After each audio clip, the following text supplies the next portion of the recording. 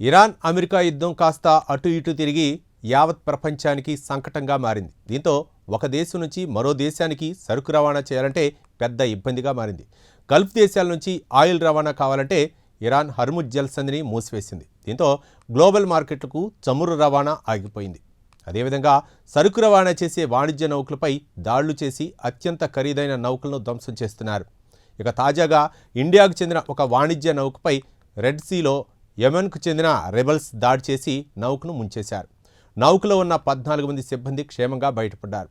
ఇక యెమెన్ విషయానికి వస్తే అంతర్జాతీయంగా గుర్తింపు పొందిన ప్రభుత్వం ఒకటైతే మరొకటి యెమెన్ ప్రభుత్వాన్ని వ్యతిరేకించి గ్రూప్ వీరిని హౌతీ రెబల్స్ అంటారు. వీరికి ఇరాన్ వెన్నుదన్నుగా ఉంటుంది. ఇక ఇండియా వాణిజ్య నౌకపై దాడి చేసింది హౌతీ రెబల్స్ అన్న వార్తలు వినిపిస్తున్నాయి. దీనిపై భారత ప్రభుత్వం యెమెన్కు తీవ్ర నిరసన వ్యక్తం చేసింది. ఇక ఇంతటికీ ఈ హౌతీలు ఎవరు, 2 గ్రూపులుగా చీలిపోవడానికి కారణమేంటి తదితర అంశాల గురించి తెలుసుకుందాం.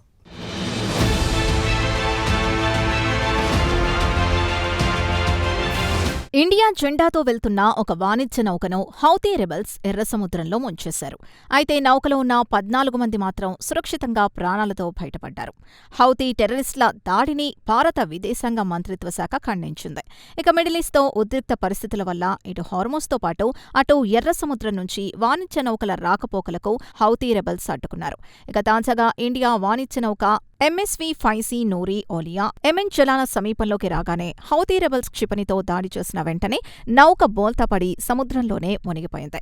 ఈ నౌకలో 13 మంది భారతీయులు, ఒక యెమెనీ పౌరుడున్నాడు. అయితే యెమెనీ నేవీ కోస్ట్ గార్డ్ వెంటనే స్పందించడంతో ఈ 14 మంది ప్రాణాలతో బతికి బయటపడ్డారు. ఇక ఇండియన్ నౌక దాడి వెనుక హౌతీ రెబల్స్ హస్తం ఉందని యెమెన్ ప్రభుత్వం ఆరోపిస్తోంది.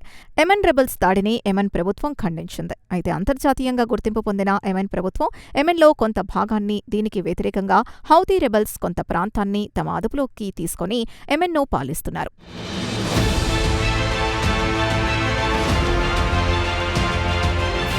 విదేశాంగ మంత్రిత్వ శాఖ ఒక ప్రకటనలో హౌతీ టెర్రరిస్టులు పెద్ద పెద్ద నగరాల్ని లక్ష్యంగా చేసుకుని దాడులు చేస్తోందని, అలాగే ఎయిర్పోర్ట్లో ఆయిల్ డిపోలను లక్ష్యంగా చేసుకుని దాడులు చేస్తోంది. దీనివల్ల ఎగుమతులు దెబ్బతింటున్నాయి. యెమెన్ ప్రజలు ఆదాయానికి గండికొడుతున్నారు. హౌతీల తిరుగుబాటుతో యెమెన్ ప్రజలు ఆర్థికంగా నష్టపోతున్నారు. రెడ్ సీలో జాబ్ ఆల్ మాండెడ్ జలసంధి, గల్ఫ్ ఆఫ్ ఎడెన్లో కూడా వాణిజ్యపరమైన లావాదేవీలు స్తంభించిపోతున్నాయని, రెబల్స్ వల్ల ప్రాంతీయ భద్రత స్థిరత్వంపై అనుమానాలు వ్యక్తం అవుతున్నాయని యెమెన్ విదేశాంగ శాఖ ఒక ప్రకటనలో ఆవేదన వ్యక్తం చేసింది. సౌదీ అరేబియా నాయకత్వంలో బహుళ దేశీయ రక్షణాత్మక కూటమిని ఏర్పాటు చేసి సముద్ర మార్గంలో పెరుగుతున్న ముప్పును నివారించడానికి కొన్ని చర్యలు తీసుకుంటామని యెమెన్ ప్రభుత్వం హామీ ఇచ్చింది.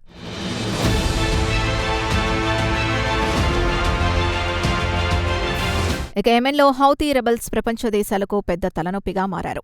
ఇస్రాయెల్తో పాటు అమెరికాకు చెందిన వాణిజ్య నౌకల్ని కూడా ఇబ్బంది పెట్టారు. దీంతో ఇస్రాయెల్, అమెరికాలు వైమానిక దాడులు చేసి దారికి తెచ్చుకున్నారు. ఇక హౌతీలు ఎవరు అనేది చాలా మందికి పెద్దగా తెలియకపోవచ్చు. 2 గ్రూపులుగా ఎలా విడిపోయింది దాని గురించి చూద్దాం. ఇక హౌతీలను గతంలో అన్సార్ అల్లాగా పిలిచేవారు. షియా ఇస్లామిస్ట్ పొలిటికల్ మిలిటరీ ఆర్గనైజేషన్ నడిపారు. ఈ గ్రూపు షియా ముస్లిం మైనారిటీ వర్గమైన జైదీల పక్షాన నిలిచింది. 1990లో అన్సార్ అల్లా ఏర్పడింది. అటు తర్వాత హౌతీలు తమను తాము ఇరాక్కు చెందిన యాక్సిస్ ఆఫ్ రెసిస్టెన్స్లో భాగంగా ప్రకటించుకుంది. కాగా ఈ యాక్సిస్ ఆఫ్ రెసిస్టెన్స్లో లెబనాన్కు చెందిన హెజ్బొల్లా, గాజాకు చెందిన హమాస్ మిలిటెంట్లు సభ్యులుగా ఉన్నారు. ఇక యాక్సిస్ ఆఫ్ రెసిస్టెన్స్ ఏర్పాటు చేయడానికి ప్రధాన కారణం పశ్చిమాసియాలో అమెరికాతో పాటు ఇజ్రాయెల్ ప్రాబల్యం పెరగకుండా అడ్డుకోవడానికి ఈ యాక్సిస్ ఆఫ్ రెసిస్టెన్స్ ఏర్పడింది.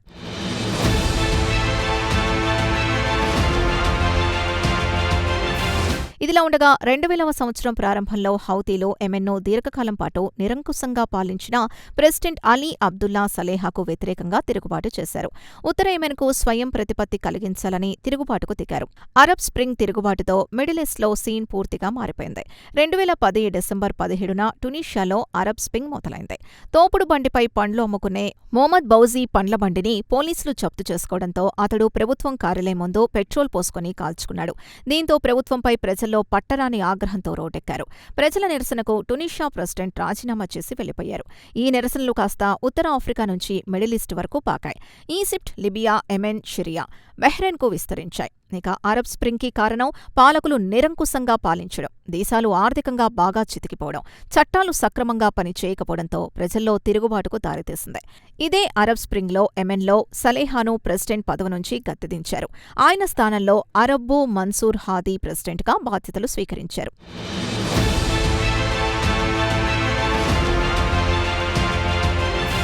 ఇక మన్సూర్ హాదీ ప్రెసిడెంట్గా ఉన్నప్పుడు హౌతీ రెబెల్స్ తిరుగుబాటు చేసి సాదా అప్పుడు యెమెన్ రాజధాని సనాను తమ అదుపులోకి తీసుకున్నారు. అటునుంచి 2014లో యెమెన్లో అంతర్యుద్ధం మొదలైంది. ఇక హౌతీలో సనాను తమ అదుపులోకి తీసుకున్న వెంటనే హౌదీ ఆయన ప్రభుత్వం రాజీనామా చేసింది. సనా నుంచి హౌదీ పారిపోయాడు. వెంటనే ఆయన తన రాజీనామాని ఉపసంహరించుకున్నాడు. హౌతీ మిలిటెంట్ల ఒత్తిడి పెరిగిపోవడంతో ఆయన దేశం విడిచి పొరుగున ఉన్న సౌదీ అరేబియాకు పారిపోవాల్సి వచ్చింది. సరిహద్దు దాటిన తర్వాత హౌదీని యెమెన్కు తిరిగి రానివ్వలేదు. దీంతో ఆయన్ను ప్రవాసంలో ఉన్న అధ్యక్షుడిగా ప్రకటించారు. అయితే 2015 నుంచి హౌతీ రెబెల్స్ అంతర్జాతీయంగా గుర్తించిన యెమెన్ ప్రభుత్వాన్ని కూలదోసి మొత్తం తమ అదుపులోకి తీసుకొని గట్టి ప్రయత్నాలు ప్రారంభించింది. ఇక సౌదీ అరేబియా యెమెన్లో తిరుగుబాటును అణిచివేసేందుకు రంగంలోకి దిగింది. దీంతో హౌతీ మిలిటెంట్లు సౌదీ అరేబియాతో ఘర్షణకు దిగుతూ ఉంటారు.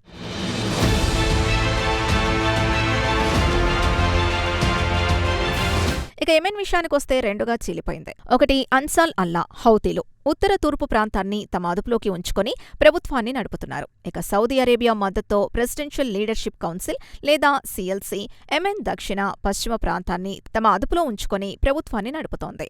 అంతర్జాతీయంగా ఈ ప్రభుత్వానికి గుర్తింపు ఉంది. అంతర్యుద్ధంతో పూర్తిగా దివాలా తీసింది యెమెన్.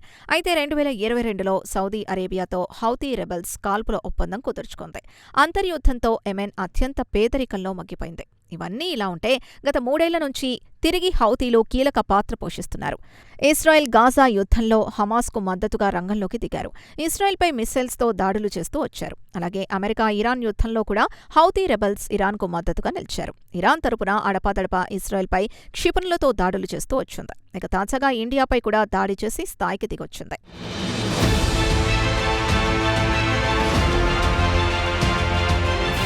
అయితే హౌతీలో ఇండియా వాణిజ్య నౌకపై దాడి చేశామని ఎక్కడా ప్రకటించలేదు. కానీ ఇటీవల రెడ్ సీతో పాటు బాల్ అల్ మాండెల్ నుంచి రాకపోకలు సాగించే వాణిజ్య నౌకల్ని అడ్డుకుంటామని ప్రకటించింది. ఇక యెమెన్కి చెందిన హౌతీ రెబెల్స్ మాత్రం ఇటీవలి కాలంలో చాలా యాక్టివ్ అయ్యారు. ఇరాన్కు అండగా అమెరికాతో పాటు ఇస్రాయెల్పై దాడులు చేస్తామని హెచ్చరించారు. ఇక ఇరాన్ విషయానికొస్తే హౌతీ రెబెల్స్తో పాటు హమాస్, హెజ్బొల్లా మిలిటెంట్లను అందర్నీ కలుపుకొని ఇటు ఇస్రాయెల్ అటు అమెరికాపై దాడులు చేయడానికి సిద్ధంగా ఉంది. అయితే ఇరాన్ అమెరికా యుద్ధంలో ఇండియా లాంటి దేశాలు బలి కావడమే అసలైన విషాదం. భారత ప్రభుత్వం యెమెన్కు నిరసన తెలిపింది. మరి దీనిపై హౌతీలకు మద్దతు తెలుపుతున్న ఇరాన్ ఎలా స్పందిస్తుందో వేచి చూడాలి. ఇక ఇరాన్తో ఇండియాకు సన్నిహిత సంబంధాలున్నాయి. ఇరాన్తో ఇండియా భారీ ఎత్తున పెట్టుబడులు పెట్టిన విషయం తెలిసిందే. ఇరాన్లోని చాబ్హర్ పోర్టును ఇండియానే $120 మిలియన్ పెట్టుబడులు పెట్టి నిర్మించిచ్చింది. మరి ఈ దాడికి సంబంధించి ఇరాన్తో పాటు హౌతీ రెబెల్స్ ఎలా స్పందిస్తుందో వేచి చూడాల్సిందే.